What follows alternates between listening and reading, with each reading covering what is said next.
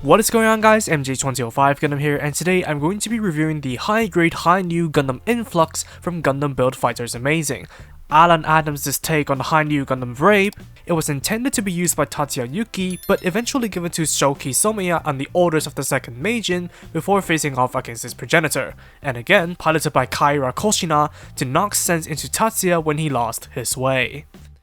The lore of the unit is reflected in the kit, as of the 14 runners included, only 2 of them are new to the Hi-Nu Influx. The rest are either from the Vrabe or the Amazing Weapon Binder, and as a result, there's barely anything new to experience if you've built the roots before. Though since I haven't at that point in time, it felt relatively fresh to go through despite the reused joints, since almost the entire exterior is different from the original Hi-Nu, resulting in a build that is positively old school. Though the darker plastics and metallic parts might be a hassle to clean up, and the construction is relatively involved compared to a contemporary high-grade kit. While it was fun building a revitalized blaster from the past, the sheer amount of parts and mechanics might be a bit too much for beginners to take in all at once.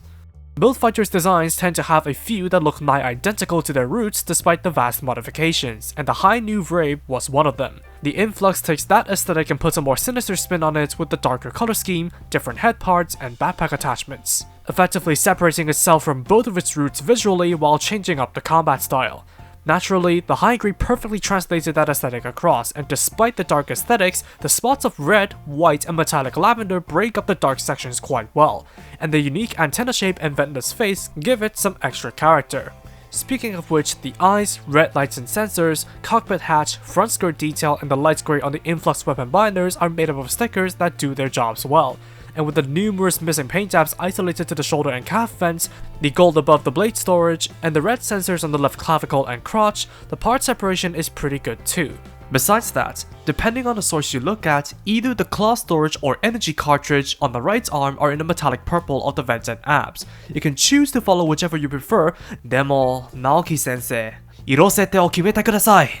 Moreover, with the accurately portrayed dark color scheme, the missing paint tabs and panel lining can be ignored for casuals. All in all, I'm satisfied with the straight built aesthetics of the Hi-Nu Gundam Influx, with touch-ups being a bonus rather than a necessity. Articulation wise, the head is on a hinged ball jointed neck, though due to the collar and head shape, the range of movement is sufficient but not impressive. The shoulders can swivel along all axes and rotate, while the shoulder armor is independent for the arm to raise perpendicularly. There's a bicep swivel, single jointed elbows, and ball jointed wrists. The waist can crunch a teeny bit and rotate side to side, while the front and side skirts can move away from the acceptable kicks towards every direction. The hips can rotate on the wall joint, there's a double jointed knee, and hinged ball jointed feet.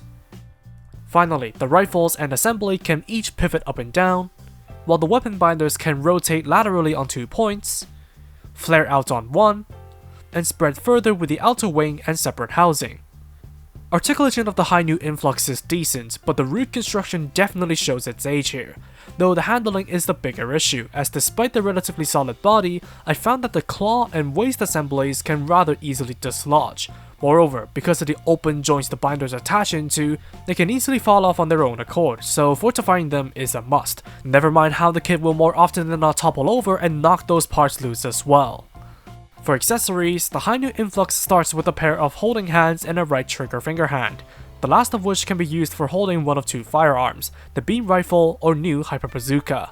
Both of them peg and sandwich into the trigger finger hand for use, and while the rifle has missing paint details, the bazooka features a moving grip for adjustments, but still just as impractical to use. For melee, a set of blades are stored in place of the original fuel tanks, and can be used as physical swords in conjunction with modified beam saber hilts.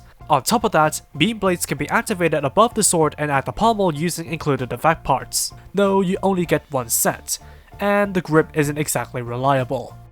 On the other hand, the saber hilts can be used with the beams as standard, though if that's not enough, the right forearm pieces can be assembled upside down to deploy the claw, capable of lacerating targets or acting as an electromagnetic punch. However, it is worth noting that despite the instructions demonstrating the claw, it isn't officially part of either the standard or Kairos unit, no matter the source, except the NT. I will admit that it was an oversight on my part, but Bandai could have been even clearer in the instructions. For defense, a shield booster is included, Functioning similarly to those of the TR series, it can be mounted either behind or beside the left arm. The shield can also rotate forward for using the Mega Particle Cannon on its tip. The shield booster can also replace the back-mounted weapons with an adapter to act as extra thrust. Speaking of the back-mounted weapons, a pair of amazing long rifles are built into the backpack, while the Influx weapon binders can rotate forward with folded wings to act as additional beam cannons, creating the full burst attack known as Influx Impact. Though if you're familiar with the amazing weapons, you'll know that the long barrel serves as a jacket for the amazing pistols, while the weapon binders house the alternate barrel attachment to create the amazing rifle.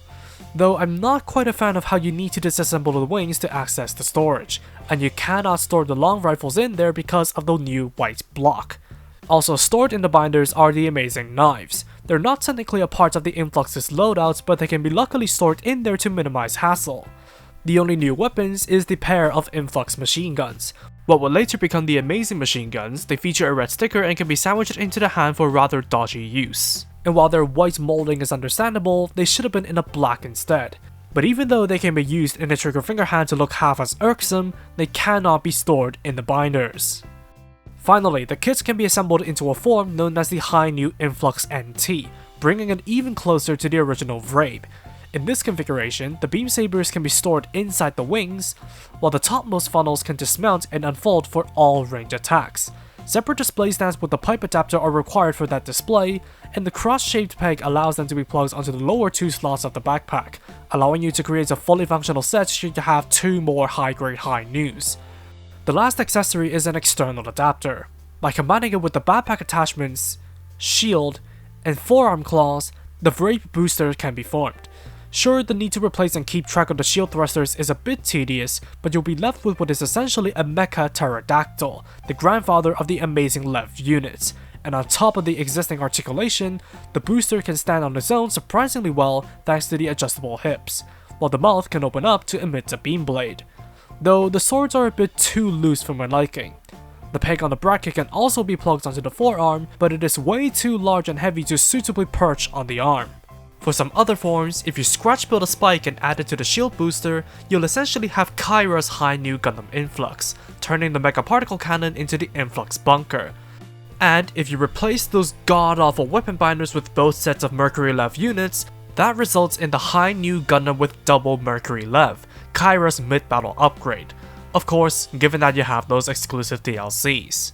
As for leftovers, besides the original parts like the V-fin, chin, right arm extensions, feet, and fuel tanks, there's also the original Vrabe's antenna and face, an extra Influx V-fin, the foregrips of the long rifles, and the adapters that came with the weapon binders. Sure, you can make use of the Vrabe and binder parts, but you don't have enough to revert the kit back to the original Hi-Nu.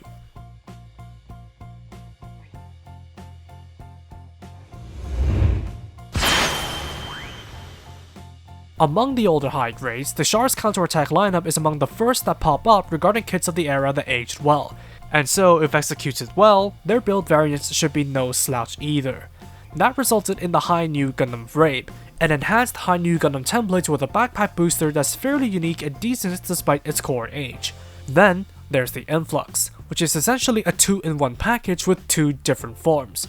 While it sounds like a one-stop shop for the Hi-Nu Vrabe and Kampfer Amazing experiences, the reality is the changes are more a curse than a blessing. While the claw might be a case-by-case issue, the dodgy joint design for the waist and binders couldn't handle the weight of the final unit, causing it to disassemble itself while mandating the use of an action base. Coupled with the questionable weapon handling, and whatever fun that could be had with the Vrabe is essentially converted to frustration with the Influx. And that's a bit of a shame really, as I really like the sinister aesthetic and its story background, while the core basis is still solid despite the age. Having experienced the Vrabe myself, which I find rather decent, it just accentuates the Influx's shortcomings, and ultimately highlights that more on a kits can equal more discretion, not fun. And that's all for me. Thank you for watching, drop a like and comment if you did enjoy the video, subscribe for more content like this, and feel free to follow me on social media with the links down below. That said, take it easy, stay safe, and I'll see you all in the next video. Peace out guys, bye bye.